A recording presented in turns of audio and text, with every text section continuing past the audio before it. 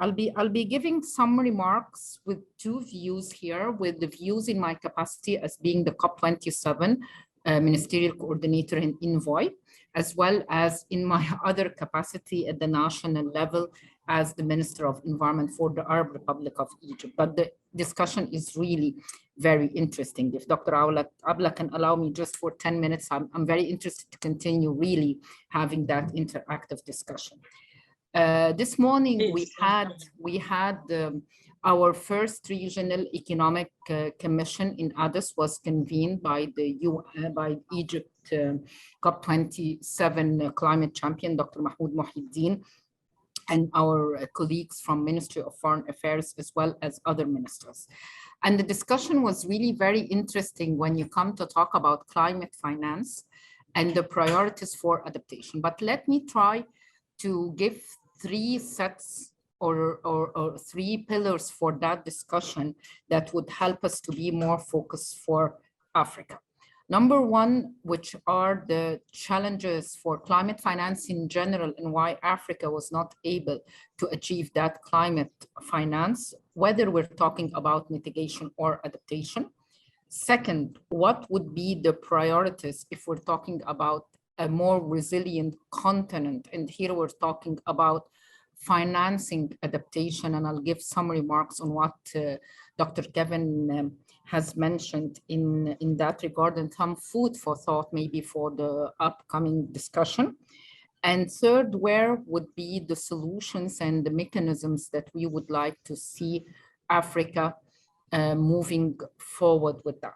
For the first one on the climate finance, the challenges are very clear to everyone. They have been discussed in different COPs starting from 2015 in the Paris Agreement up to Glasgow. Those challenges would simply meaning the limited climate finance, but even if they're not limited, there is a challenge for accessing those finance, and accessing climate finance would have two faults. The first one related to the process itself of the financial mechanisms that should serve the Paris Agreement, and what are the procedures for attaining that or for getting those kind of funds. And another one related to what Dr. Kevin mentioned, which is the limited capacity within Africa in order to present their needs and their proposal with a more climate rationale. Given also a very important factor here when we're talking about adaptation, that there's no global goal for adaptation. There's no definition for that. I didn't even enter into the bankability of the adaptation projects. But as long as you cannot define something, you cannot measure it. And as long as you cannot measure it, you cannot go through all the journey that you would like to go through. And from that perspective, and the third problem that happened is the different global challenges that the world is facing that give and put more burden on Africa. When we're talking about the pandemic, when we're talking about the economic crisis, and even when we're talking about various global environmental challenges. Unfortunately, we ourselves had done a very great harm to ourselves when we de-linked the global environmental challenges. When we started discussing the biodiversity and the land degradation and the climate away from each other, while they were actually born and combined to be together. And that's the reason maybe President Abdel Fattah el-Sisi in 2018 has called for the synergetic approach of linking climate, land degradation, and biodiversity, not only because of the financial resources are rigid, but because simply we cannot deal and handle one challenge without looking at the other one. And this is also at the heart of why Africa was not able to go through with the climate finance. The second part that I would like to give my focus on today is adaptation and how Africa would be able to get out of the bottleneck of increasing the finance of adaptation. And that actually does not only apply to Africa, but it also applies to other developing countries, especially the ECES and the LDCs. When we're talking about adaptation, we would come to find the challenges.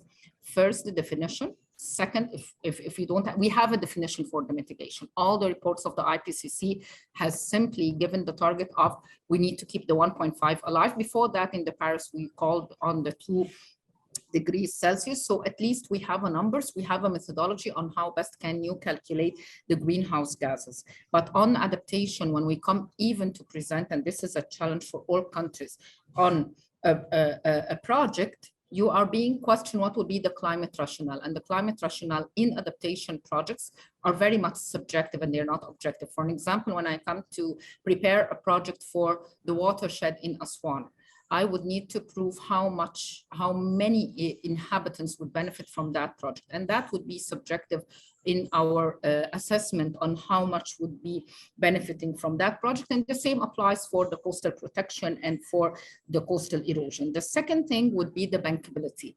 How can we ensure that the adaptation projects are bankable? And here we're talking about how can we assess first the risk related to the banking sector, and secondly, how can the private sector secure its investment?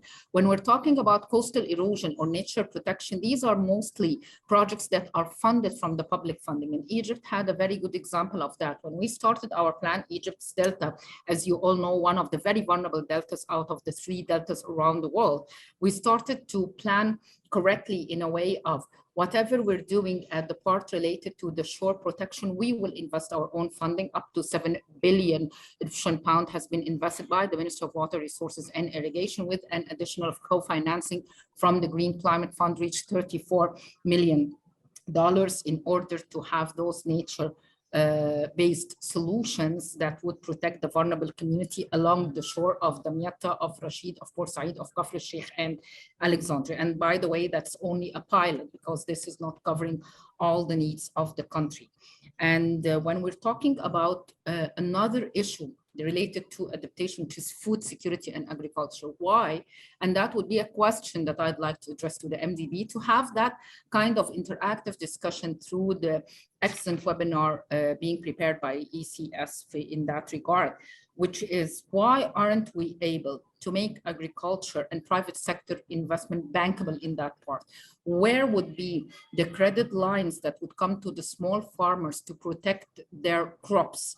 And how can their insurance scheme be integrated within the system in order to be able to endure the extreme weather events that happens to the farmers, whether it's an extreme heat or it's a very low temperature? That is a question that could be really answered in COP27 and would give an actual implementation on the ground in a year of 2022 where food prices are getting higher. Thirdly, the different mechanisms that we use for adaptation. I mentioned here the public funding. Where would the country put the public funding? Secondly, where would the private sector investment would go?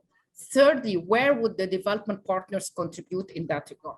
In the private sector investment, we need to be very clear that all countries are mandated to prepare their national adaptation plans. And that's mandatory for all countries. We've received the funds. Most of the African countries were able to receive the seed fund of the $3 million for national adaptation plans. But the question here, are we going to face those countries with the fact that when you prepare your plans, you need to go and search for the funding, and guess what are their funds for the investment of those plans or those projects? This is a very critical question, because I had an intensive discussion in that with the Green Climate Fund being the largest fund for funding climate. How are you ensuring, after countries preparing their national adaptation plan with the package of technical assistance, grant and investment, that those opportunities for investment would be a low-hanging fruit? Because we cannot prepare an app in 3 years and then go to the countries and tell them, sorry, there's no funding, there's no mechanism. We cannot make adaptation projects bankable. This cannot be a discussion that takes place for sure in a COP anymore. Thirdly, the part related to adaptation, resilience, loss and damage, disaster risk reduction, all those are connected to nature and biodiversity. So again, we cannot tackle financial mechanisms for adaptation resilience away from the ecosystem-based approaches and nature-based solution. The beauty of that is that if we are going, for an example, like Kevin has mentioned, the green bonds or the debt for swap or so forth, the pitfall that we would be doing is that we overlook the issue of nature and biodiversity within that process of adaptation and resilience. I'll give a quick example of how that could be bankable. Most of the African countries rely on tourism as a big part of that, whether it's ecotourism, whether it's the forest where the private sector would benefit from that. Why don't we see that that sector, that private sector related to the tourism, could have a risk insurance mechanism that would ensure their investment, would have a credit line to turn and to shift their practices towards more climate proofing practice. And here there will be two arrows, an arrow that talk about mitigation, for example, the tourism sector, including the renewable energy, the energy efficiency and so forth. But there could be another sector related to how they can conserve better the natural resources upon which their investment is being part of that. And in that they will be spending and investing in that kind of protection of the shorelines, in the coastal zone management, in including more resilient community in that part. Finally, when Kevin was mentioning on the climate action, the adaptation benefit mechanism, still I can see that when we're talking about the climate action and only 3% of what the bank is proposing as technical assistance would not be enough if we have limited capacity in Africa. We would need to ensure 3 parallel tracks working together.